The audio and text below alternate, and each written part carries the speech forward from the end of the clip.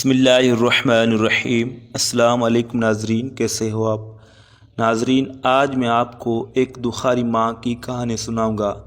तो वीडियो शुरू करने से पहले मेरे आपसे गुजारिश है कि आपने अभी तक हमारा चैनल सब्सक्राइब नहीं किया तो सब्सक्राइब कीजिए और बेल आइकन की घंटी को दबा दीजिए ताकि नए आने वाली वीडियो आपको मिलती रहे। एक महिला थी और उसकी शादी को 10 साल हो गए, बच्चा पैदा नहीं हो रहा था और इस वजह से घर वालों की और अड़ोस पड़ोस के ताने सहती थी। आखिरकार अल्लाह ने सुन ली और उसको एक बच्चा पैदा हुआ और माँ ने उसे गोद में लिया और कहा कि कितना प्यारा बच्चा है। और वक्त गुज़रता गया और बच्चा 1 साल का हो गया। एक दिन ऐसा हुआ कि घर में बच्चा खेल रहा था और माँ काम में लगी हुई थी। बच्चा खेलते खेलते घर में पड़ा लोहे के सरिये के पास पहुंच गए और वो लोहे का सरिया बच्चे के आँख में घुस गया और बच्चे ने चीख मारी और माँ दौड़ी आई और माँ ने देखा कि लोहे का सरिया बच्चे के आँख में घुस गया है और उसको डॉक्टर के पास ले गई। और डॉक्टर ने देखकर कहा बच्चे की एक आँख चली गई है। और ये माँ ने सुनते ही कहा नहीं नहीं डॉक्टर साहब, कुछ भी कर लो, मेरे बेटे की आँख बचा लो। और डॉक्टर साहब ने कहा एक उपाय है कि आपको एक आँख देनी पड़ेगी। ये सुनते ही बाप ने कहा नहीं नहीं डॉक्टर साहब, एक आँख सही है। और माँ ने कहा नहीं नहीं, मैं एक आँख देती हूँ, मेरा बच्चा सही हो जाए और मैं कानी हो जाऊँ, कोई मसला नहीं है। और वो बच्चा सही हो गया और वक्त गुज़रता गया। 6 माह के बाद उस माँ के ऊपर दुखों का पहाड़ गिरा। हुआ यूं कि उसका पति इस दुनिया से चल बसा और वो माँ अकेली हो गई और उस बच्चे के सिवा उसका कोई नहीं था। और माँ ने अड़ोस पड़ोस के घरों में काम करना शुरू किया और वक्त गुज़रता गया और बच्चा 5 साल का हो गया और उसको स्कूल में दाखिला दिलवाई और उसको रोज़ उंगली से पकड़कर स्कूल छोड़ कर आती थी। और इस बच्चे के दोस्त उसको ये कहकर चिढ़ाते थे कि इसकी माँ कानी है और अंधी है और ये कानी का बेटा है। और एक दिन ऐसा हुआ कि जब उसकी माँ उसको स्कूल से लेने आई तो बेटे ने कहा अम्मी आप मुझे स्कूल से मत लेने आया करो, क्योंकि मेरे दोस्त मेरा मजाक उड़ाते हैं कि तेरी माँ कानी है और अंधी है, तो तू कानी का बेटा है। तो ये सुनकर माँ खामोश हो गई और कहा कि सही है बेटा, मैं तुमको ना छोड़ने आऊँगी और ना लेने आऊँगी, तुम अच्छे से जाना और अच्छे से आना। धीरे धीरे वक्त गुज़रता गया। आखिरकार बेटे ने मैट्रिक पास कर लिया और इंटर पास कर लिया और आगे पढ़ने के लिए शहर में चले गए। और माँ के ऊपर और ज़िम्मेदारियों का बोझ बढ़ गया। रूम का ख़र्चा, खाने का ख़र्चा और कॉलेज की फ़ीस। माँ बेचारी 10 घरों में काम करने जाती थी, सुबह 6 बजे से रात 10 बजे तक।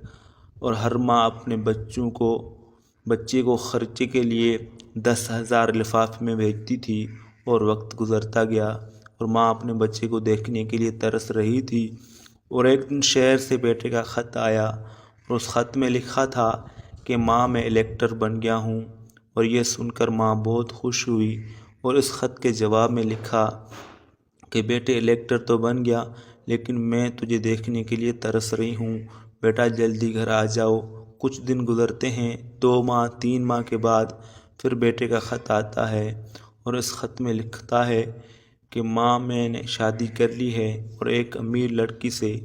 ये बात सुनते ही माँ का कलेजा फट जाता है और कहती है कि मेरे कितने सपने थे, मेरा बेटा बड़ा होगा और कलेक्टर बनेगा और उसकी शादी कराऊंगी और अपने बहू को डोली से अपने हाथ से उतारूंगी और अड़ोस पड़ोस में मिठाई बांटूंगी और खुशियां मनाऊंगी।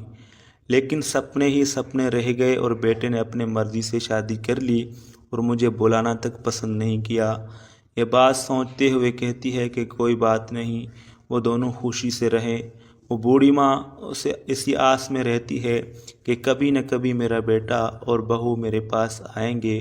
अब इसी तरह 2 माह 4 माह गुजर जाते हैं, लेकिन उस बूढ़ी माँ का बेटा और बहू घर नहीं आते। वो बूढ़ी माँ अपने बेटे को और बहू को देखने के लिए तरस रही थी। अब इसी तरह 10 माह गुजर जाते हैं और वो फिर बेटा अपने माँ को ख़त लिखता है कि माँ तेरा पोता पैदा हुआ है और तेरी बहू माँ बन गई है। अब इस माँ से नहीं रहा जा रहा और कहती है कि बेटा तो नहीं आता लेकिन मैं तो जा सकती हूँ। वो बूढ़ी माँ अपने पोते को देखने की लालच में उनके लिए कुछ कपड़े और खिलौने खरीदती है और अपने बहू के लिए एक साड़ी खरीदती है और इन सब सामानों को लेकर वो शहर की तरफ चल पड़ती है। इस बूढ़ी माँ के बेटे ने जो ख़त लिखा था और जो इस ख़त पर पता था उसी पते पर माँ शहर में आ जाती है जहाँ उसका बेटा था और सामने देखती है कि 2 मंजिला बंगला और चमकदार गाड़ियाँ और नौकर चाकर। ये देखकर माँ बहुत खुश होती है कि उसका बेटा कितने ऐश आराम से ज़िंदगी गुजार रहा है। उस बूढ़ी माँ ने जैसे ही पहला कदम इस घर में रखना चाहा तो चौकीदार ने उसे रोक लिया और वो सोचने लगा कि ये काली कलोटी कानी बुढ़िया कहाँ जा रही है। इसने कहा, ए बुढ़िया तुम कहाँ जा रही हो? उस बूढ़ी माँ ने कहा, बेटा ये मेरे बेटे का घर है और मैं अपने बेटे और पोते को देखने जा रही हूँ। तो इस चौकीदार ने कहा, भंग खा रखी है क्या? तुमने कभी अपना चेहरा आईने में देखा है? काली कलोटी, फटे पुराने कपड़े और एक आंख से कानी, और कह रही हो कि कलेक्टर बाबू तुम्हारा बेटा है। तब उसी बूढ़ी माँ ने कहा, मेरे बेटे का घर है, यहाँ मेरा बेटा रहता है, नहीं तो ये ख़त लिख लो। जब उस चौकीदार ने ख़त को देखा तो कहने लगा, बात तो सच है। फिर उसने कहा, जाओ कलेक्टर बाबू घर के अंदर ऊपर वाले कमरे में हैं। और वो बूढ़ी माँ घर के अंदर चली जाती है और जाते ही वो अपने पोते को देख लेती है और वो बूढ़ी माँ अपने पोते को गोद में उठा लेती है। जैसे वो गोद में उठाती है तो वो बच्चा रोने लगता है। रसोई में काम कर रही उस बूढ़ी माँ की बहू ने कहा, बच्चा क्यों रो रहा है, क्या बात है? बेडरूम में जो उस माँ का बेटा था वो भी दौड़ता आया कि बच्चा इतनी तेज़ी से क्यों रोने लगा। जब उसकी बहू ने देखा कि काली कलोटी फटे पुराने कपड़े पहने हुए बच्चे को ली हुई है तो वो डर जाती है कि ये बच्चा लेने वाली है। तो बहू कहती है कि तुमको किसने रोका नहीं, यहाँ तुम कैसे आई, कौन हो तुम? तब तक उस बूढ़ी माँ का बेटा भी आ जाता है। तब उस बूढ़ी माँ ने अपने बेटे को देखा और कहा कि बेटा तुम मुझसे मिलने नहीं आए, मुझे अपने पोते को देखना था और मुझे सबकी याद आ रही थी, इसलिए मैं चली आ। ये बात सुनते ही उस बहू ने अपने पति से कहा, क्यों जी, आपने कभी बताया नहीं कि आपकी माँ भी है? क्या यही तुम्हारी माँ है? क्या तुम्हारी माँ इतनी दरिंदी है? अब अपनी पत्नी के बात सुनकर उनको बहुत शर्म आई और उसने झट से कहा, नहीं ये मेरी माँ नहीं है, मैं उनको नहीं जानता हूँ। बेटे कैसे बात कर रहे हो, मैं तुम्हारी माँ हूँ, तुमसे मिलने आई हूँ। अब वो फ़ौरन कहता है कि नहीं ये मेरी माँ नहीं है। वो बेटा अपनी माँ को पहचान से साफ इनकार कर देता है। अब ये बात सुनने के बाद उस माँ की दिल चूर चूर हो जाती है। तो उस माँ ने रोते हुए मन से कहा, बेटा मेरा बेटा भी तुम्हारे जैसा दिखता है, इसलिए मैं यहाँ चली आई। मैंने सोचा तुम ही मेरे बेटे हो सकता है मुझे गलतफहमी हुई हो। ठीक है मैं जा रही हूँ। वो माँ इतना कहते ही चले जाती है और गेट पर जाकर उस चौकीदार से कहती है कि बेटे मुझे इस कलेक्टर बाबू को एक ख़त लिखना है, क्या तुम लिख सकते हो? तो चौकीदार ने सोचा ठीक है, बूढ़ी माँ कहती है तो लिख लेता हूँ। अब ख़त लिखने के बाद वो माँ उन ख़त को लेकर इस घर में बने हॉल में चली जाती है और हॉल में एक पंखा लगा हुआ था। वो बूढ़ी माँ अपनी साड़ी वो उस पंखे में बांध लेती है और ख़त को अपने हाथ में लेती है और उस बंधी हुई साड़ी में खुदकशी कर लेती है। अब वो बूढ़ी माँ इस दुनिया से चली गई।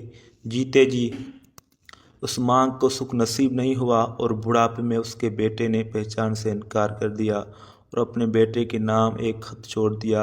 कुछ समय बाद उसका बेटा सूट बूट पहनकर सीढ़ियों से नीचे उतरता है। उसके पीछे पीछे उसकी पत्नी भी आती है। जब वो बेटा देखता है कि उसकी माँ फांसी के फंदे में झूल रही है तो बेटे ने सोचा, मैंने तो छोटी सी गलती की लेकिन माँ ने मुझे इतनी बड़ी सज़ा दी गई। तो उस बहू ने कहा, क्यों जी, आपकी माँ ही थी, आपने झूठ क्यों बोला? अब इससे पहले बेटा जवाब देता वो बहू जल्दी से माँ के हाथ से खत निकाल कर पढ़ती है, खत में लिखा था, बेटा बचपन से लेके आज तक तुम मुझको बदसूरत समझते रहे। मैं तुमको सुंदर नहीं लगती थी, तो इसका कारण भी जान लो। मैं सुंदर क्यों नहीं लगती, मैं कानी क्यों हो गई? बेटे तुम्हारे आँख में सरिया घुस गया था। डॉक्टर ने कहा मेरी आँख तुमको दे दूं तो तुम ठीक हो जाओगे, और मैंने ऐसा ही किया, और आज तुम दूसरी आँख से देख सकते हो। जो आँख तुम्हारे अंदर है बेटा, वो मेरी आँख है। जाते जाते मैं तुमको दुआ देती हूँ कि तुम हमेशा खुश रहो। तुमको इस माँ से शर्म आ रही थी तो मैं छोड़कर जा रही हूँ। अब समाज में तुम्हारा मान खराब नहीं होगा। ये ख़त सुनते ही बेटा ज़ारों कतार रोने लगता है। तो ये थी एक दुखारी माँ की कहानी। तो वीडियो पसंद है, वीडियो को लाइक करो, चैनल को सब्सक्राइब करो। अल्लाह हाफ़िज़।